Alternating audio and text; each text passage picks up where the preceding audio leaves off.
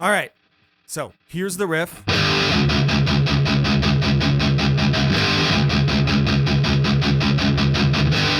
And here are the songs that it's played on. There, you can leave now. Well, hello, my friends. We meet again. It has been a while. Where should we begin? So now that's out of the way and all the impatient people are gone. Let's continue on here, guys. Today, I'll start by asking you guys a question here. Do you know of any other bands besides Bolt Thrower who have reused riffs before? You know, I'm not really talking about repeated motifs like in a concept album, nor am I talking about the sort of meme way that people complain about various guitarists or other artists reusing or overusing certain licks or sounds. No, I'm talking about a band literally using the same riff multiple times over their career and it not being cringe at all. Actually, quite the contrary here. I actually think Bolt Thrower doing it is based as fuck. Bolt Thrower is one of the only bands cool enough to actually do this. Now, for those who don't know what I'm talking about, Bolt Thrower, the legendary death metal band from the UK, sort of has what I guess you could call like a signature move or riff, which is this riff.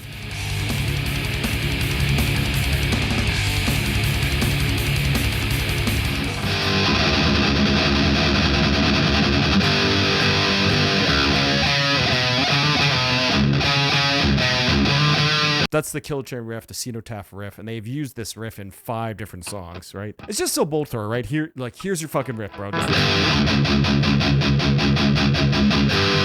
All right, yeah, so let's talk about this riff here. So it's a pretty simple riff, right? It's nothing hard, nothing difficult, not even one of the more groovy riffs in Bolt Thrower's catalog, right? It's literally just... Although sometimes they trim pick it too on some of the songs, but I'll discuss the little changes they do later. So it's literally just open 6-string, right, tuned to C standard right now with the flat 5 power chord, right?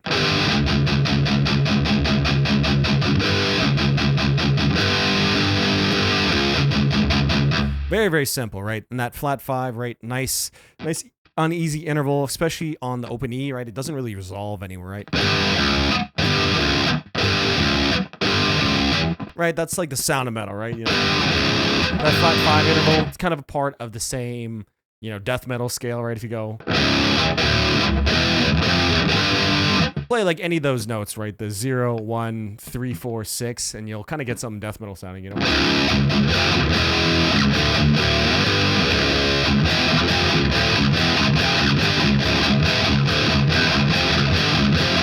But we can talk about that on a different day. Just very uneasy, unsatisfactory, unfinished business sounding, right? You know, it doesn't really resolve like it wants to resolve, but it doesn't really, you know, it's not like you're playing it up here. You know, that sounds just like way too happy, right? You need that.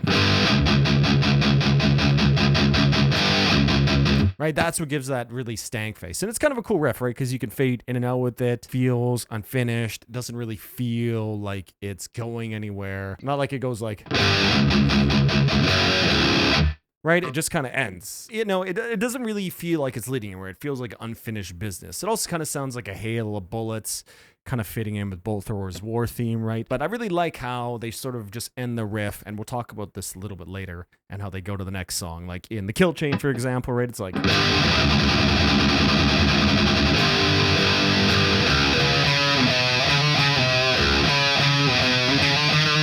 Such a sick riff, by the way. But yeah, so just a really interesting, simple riff. And it always just makes you think, right, of all the Bolt Thrower riffs, why would you choose this one? Like, you have tons of other riffs, you know what I mean? Like, why this one of all these riffs, right? Okay, then, so why would they use it so much? Bolt Thrower, to me, are sort of like the kings of the mid-paced meat and potatoes death metal. And that's not a slight at all, right? I really love it. Meat and potatoes is a staple meal for a reason. It's filling, incredibly nutritious, and most importantly, very, very tasty. One of my favorite death metal bands of all time, easily. And, you know, all the Warhammer references and artwork is just like icing on the cake for a guy like me. Now, they use this exact same riff on 5 different tracks. Firstly, it appears on their second album, Realms of Chaos, in the outro of the Hood classic World Eater.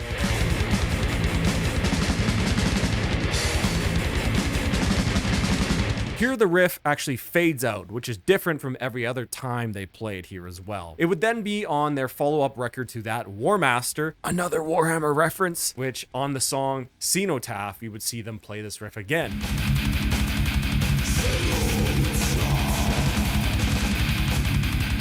Although this time that they play it, we see them playing it in C sharp standard tuning rather than A sharp standard. Here the song fades in using this riff, which would then be the template from here on out. And just a side note here, guys, if you want to see me make a video on Bolt Thrower's connection to Warhammer 40k, please let me know in the comments down below.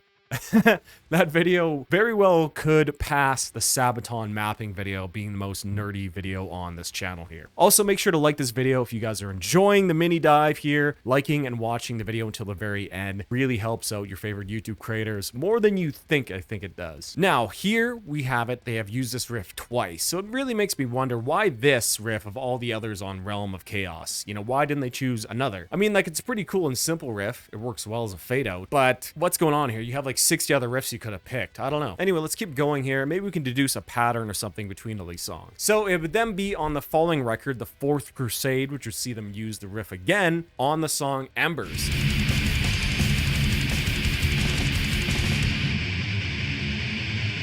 Although this time they played it just a little bit different, still in C sharp standard, but instead of those 8th note chugs, we get 16th note trem picked. It really gives it a different vibe, more like a flurry rather than the crushing onslaught of chuggage here. So then they actually skip an album here, no kill chain riff on For Victory. Rather, it would be the 1998 release Mercenary, which would see them reuse the riff again, this time on Powder Burns.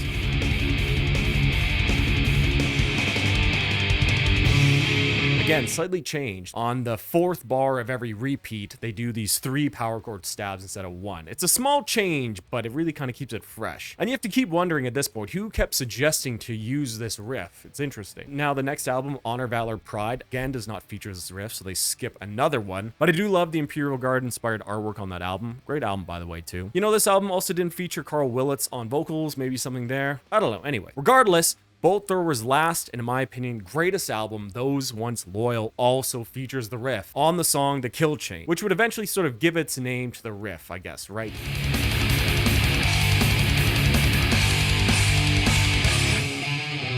Here on The Kill Chain, it sort of combines the last 3 times the riff is played into one, right? It's trem picked, it's in C sharp, and they give the 3 chord stabs like they did on Powder Burn. So really kind of interesting tie-in there on the last Bolt Thrower album. So now it is quite clearly a very conscious and deliberate effort by the band, especially on the last album, how they sort of combined all of them into a last and final version of the Kill Chain riff, but why? Well, despite search engines being exceptionally broken and shitty and near useless, I was able to uncover this absolute gem of an interview from 1995 with lead guitarist and songwriter Barry Thompson. Here he is asked by the interviewer why on For Victory they didn't continue the series, which at that time was only 3 songs, right? World Eater, Cenotaph, and Embers. Barry sort of replies in disbelief that the interviewer even noticed, and he may have been the only one to ever ask him about it, which I find is actually pretty funny. You know, 1995, no internet, right? You know what I mean? Essentially, Barry describes how he would use this common motif, the shared riff, to move seamlessly from one song to another live. Awash in the hail of bullets chugging, right? You could just move right on to the next song, which is a really cool and novel idea, though. But it's funny, I wonder how much the interviewer asking that question actually influenced the decision on the next record, Mercenary, to again feature the Kill Chain riff. I wonder if he was thinking about that interview, you know, when they decided to use it again here. Now, I also found this tidbit from interview with, again, Barry Thompson from 2006, just after the release of Those Once Loyal. Here, once again, Barry Thompson is asked about, you know, a variety of the songs that were on this album. He had this to say in regards to the Kill Chain. The Kill Chain, we had the main riff in the song for a long time prior to it all coming together. It was hanging around and we decided to bring it back with that Cenotaph riff, and it fitted perfectly in front of it, end quote. Now, this is a very revealing quote. Indirectly, he implies that, of course, they were aware of, you know, quote, the Cenotaph riff, end quote, which is funny, as I have only ever heard to it referred online as the Kill Chain riff, but maybe that came a little bit after this, right? And of course they're aware of this riff, which is obvious because of the last quote that we found, right? They were aware of that like 10 years before. So it almost seems that they were certainly auditioning different songs to put this riff in front of, you know, probably thinking to themselves, well, this may be the very last Bolt Thrower album ever, so we might as well use the Cenotaph riff again. And honestly, Kill Chain is the perfect fit to that. The transition from this Kill Chain riff into the main intro riff of the song is just so good, man. I love this song. Such a great track. Okay, so it sounds cool, but doesn't really explain why, right? Are you really suggesting that all 5 of these songs were intended to be played back to back to back to back to back to back live? I kind of really doubt it, you know what I mean? And then why skip 2 albums in the middle before? Did they think it was too cheesy to do it every record? Although, I don't think it would have been too cheesy. In fact, I think it would have been even cooler if they did do that, but that's just me. To me, through this continued career band motif, how they carried it over albums and years, it's just such a cool and interesting way to tie these songs together, right? The shared riff over all 5 of these songs sort of all implies that they're linked together somehow. Unofficial sequels, maybe you could call them, right? This would be like, instead of calling it The Unforgiven 2, Metallica just simply named it like a different name, but kept the bullhorn intro of those 2 songs. That would be linking those 2 songs together, right, without telling you. So then, are these songs connected? Well, the answer is maybe. All 5 of these songs seem to be vaguely related to Warhammer 40k, although I think you could easily just apply these themes to our own world as well. World Eater essentially describes a world completely torn apart by war, right? The world is eaten by war, right? To say nothing about the branch of Chaos Space Marines known as the World Eaters as well. So, Destroyed World. Cenotaph is about, well, like a cenotaph, right? A monument, a memorial to a great cataclysmic war. Embers, to me, leans the hardest into the 40k themes, but you can still apply it to our world, right? It essentially describes a new breed of soldiers and hatred for the enemy being brought back from the embers of defeat and ruin. Powder Burns is easily the most esoteric lyrically here, essentially kind of describing the making of a super soldier, right? Injected with some sort of substance to induce massive amounts of aggression, bloodlust, and hatred towards the enemy, which then is capped off by the Kill Chain, which is essentially a song about how technology adapts and how war changes with it, but in the end, the result is the same. Quote, no chance of escape, caught within the mainframe kill chain, end quote, right? The end result is all the same. So if we look at it from a bird's eye perspective, it does seem to form like a loose story here. World Eater is the world-ending in cataclysm war. Cenotaph's the memorial to all the dead. Embers is the rebuilding of the flames of war. Powder Burns has created the new breed of soldier to fight. And then the Kill Chain is the new war, right? The new war with new tech that allows new ways to kill and to fight. But then this would lead us right back into World Eater, paving us a way for the next endless cycle of war. All connected through this one simple riff that sort of connects all these songs together and fades out and fades in, and is sort of suggesting that it's like an unending cycle. Really, really cool stuff if you actually kind of think about it like that. And again, this is all connected through one simple riff. Honestly, I love it. I feel like if any other band did this, it would be really, really corny.